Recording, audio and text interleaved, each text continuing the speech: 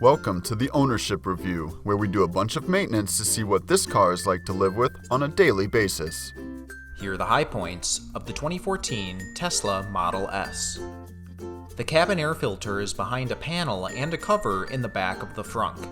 Although it is a bit bulky, no tools are needed to remove this panel, and once lifted off, you will have easy access to the filter itself. Adjusting such things as the clock or connecting your phone via Bluetooth will be straightforward processes, as the large touchscreen menu in the cabin will provide clear instructions and allow for easy navigation. The onboard diagnostics plug is in the footwell of the passenger seat.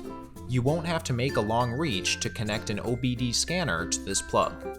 Not everything is perfect. Here are the pain points. Many of the headlights and all of the taillights are LED and will require entire housing removals should their bulbs need to be replaced, but the headlight high beam bulb in particular is a xenon bulb that will require you to go through the wheel well lining in order to change it. This will require many tools and precautions to remove, and will generally be a tight place to work in. The battery, like many other components, is positioned underneath multiple panels in the frunk. You will need many different tools in order to disengage these panels from this cramped position, which will make for a time-consuming procedure should the battery ever need to be replaced. You must engage the wiper blades into their service position via the touchscreen menu before you can lift them up, and then you must use a tool to disengage the blades from the wiper arms.